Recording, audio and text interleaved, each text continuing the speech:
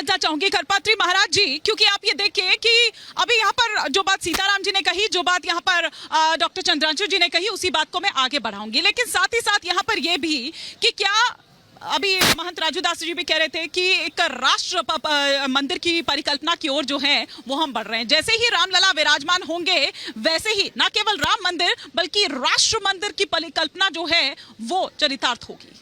मैं यहाँ से बताना चाहता हूँ कि Ram is not God in the sense of India but although you can say Ram means राष्ट्र, माँ मीन्स मंगल। राम मतलब राष्ट्र होता है, माँ मतलब मंगल होता है। ये राम का मंदिर नहीं, ये राष्ट्र का मंदिर बन रहा है।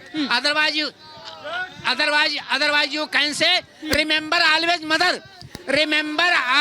mother is known as Ram, जो हमेशा भारत को याद करता है।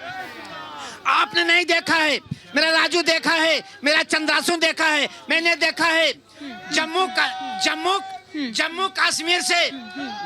कश्मीर से दूर 2000 फीट ऊंचाई पे जब ये करपाती सफेद कपड़ा पहन के बोल रहा था, तब मेरी बेटी 27-28 साल की मेरे पास आई। और कई करपाती आप अयोध्या से आए हैं, राम जन्मभूमि के लिए आए हुए हैं, आप मुझे 10 रुपया दे दीजिए। हमने कहा क्यों? उठा करके मेरी बहन ने छाती खोल दिया, आस्तन दिखा दिया। हमने कहा क्यों? कहीं मैं मंदिर बनवाई हूँ, हनुमान की पूजा करती हूँ। 2000 फीट ऊंचाई पे ठंडा पानी से आगे राम वन में 5-5, 6-6 ये आतंकवादी आए और कहे मंदिर बनवाई हो, पटक करके मेरा दोनों आस्तन काट लिया। ये 3 महीने का बच्चा मेरा था, अब 6 महीने को हो गया है। आप 10 रुपया दे देंगे तो मैं अपने बच्चे को दूध पिला करके ये कहूंगी मेरे बेटे अब हिंदुस्तान में कालनेमियों और आतंकवादियों की जगह नहीं होनी चाहिए, ये होना चाहिए था। लेकिन गलती मेरी भी है, गलती मेरी मैं स्वीकार करता हूँ। ये धर्माचार्य, ये आचार्य यज्ञ किया करते थे, यज्ञशाला में बैठ करके ओम शांति की बात किया करते थे और ये मेरे प्रहार किया करते थे। ये यज्ञशाला से निकल के ये कहे होते कि यज्ञ में ओम शांति बोलो,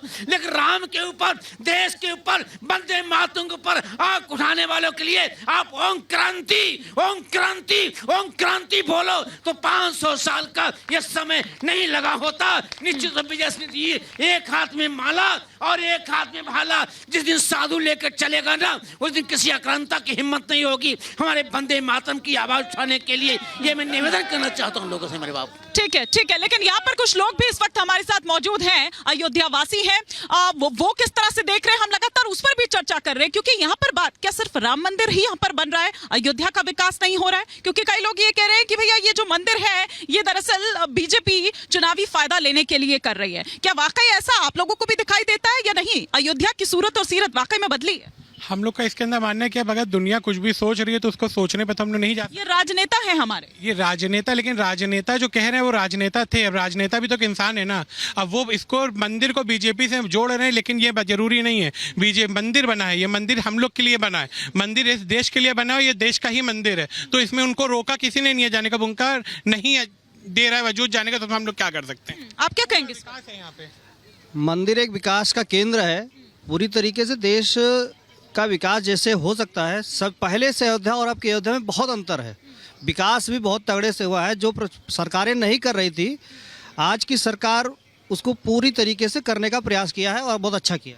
बाबा क्या भाव है, राम वापस अपने उस स्थान पर अब पहुंच जाएंगे? मतलब टाट से ठाट का जो एक सफर हम लोगों ने यहाँ पर देखा है या आप लोगों ने यहाँ पर देखा है, आज क्या भाव उमड़ रहे हैं? बहुत खुशी की बात है और विश्व में कहने कि सब लोग प्रेम से रहें, न किसी से रार करो, सभी से प्यार करो, अब गुण चित न धरो, सबका उपकार करो, मिलजुल करके रहो, विभेदों से निकलो, काई हो जो कहीं फिसल कर न बिचलो, अगणित पंथ पथी किसी पे न उबलो, सबको चलने दो तुम अपनी राह चलो, बगीचा मालिक का इसे आबाद रखो, जैसे कर्म करो तैसे फल को चखो, कर्तापन भी तजो भोगतापन भी तजो, सब विधि निज प्रभु के हो करके भजो, कहें युक्ति समुझाई के जगत शांति के काम, कभी नरेंद्र मन मीन हित अमृत सीताराम, जय श्री राम।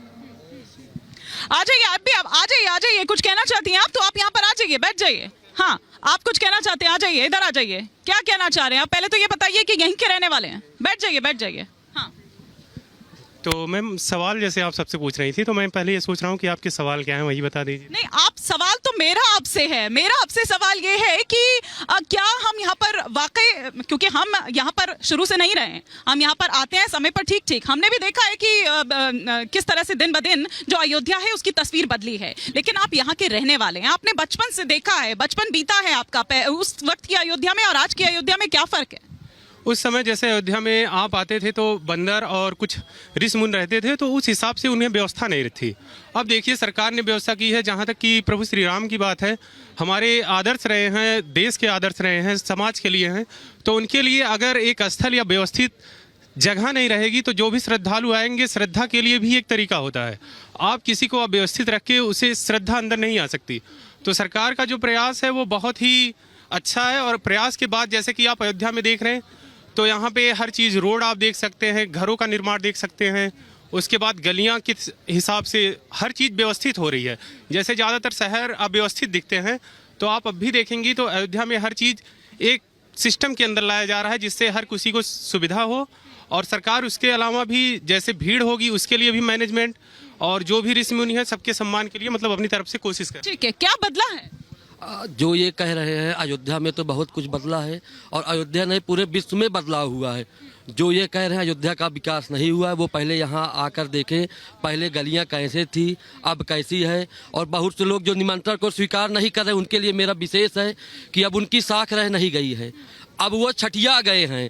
और 2024 के चुनाव के बाद उनको गली ढूंढनी पड़ेगी भागने के लिए। अब उनका समय समाप्त हो चुका है, अब वो यहाँ से भागेंगे। आप भी राजनीतिक बयानबाजी करेंगे क्या? नहीं, राजनीतिक बयानबाजी की तो वार्ता ही नहीं है। आप देखिए कि 500 वर्षों का लगा हुआ कलंक आज जाकर समाप्त हुआ। ये इतना समय क्यों लगा?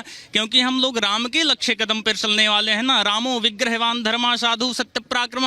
राम जी सत्य और धर्म के विग्रह हैं, तो न्यायिक पद्धति के माध्यम से इसलिए 500 वर्षों का कलंक धुला। उन लोगों को तो प्रसन्नता होनी चाहिए, लेकिन इसके बाद भी निमंत्रण मिलने पर अस्वीकार कर देना ये राजनीतिक बयानबाजी नहीं है, ये वास्तव में उन लोगों का दुर्भाग्य है।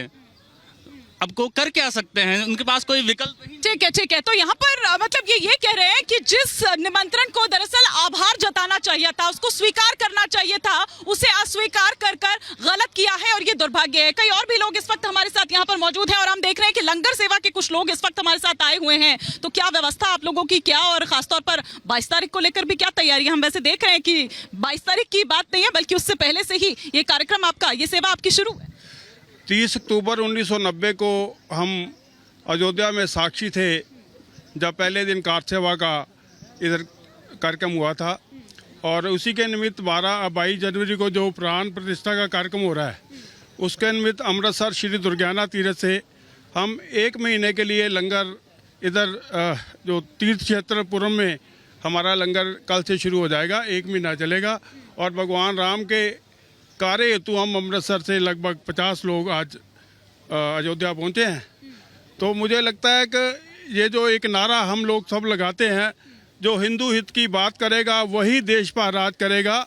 इस देश के विपक्ष को और जो भगवान राम को काल्पनिक कहते हैं, उनको ये बात समझ लेनी चाहिए कि आज हिंदू समाज जो है वो जागृत हो चुका है, और जो इस देश में राज करना चाहता है उसको हिंदू हित की बात करनी पड़ेगी।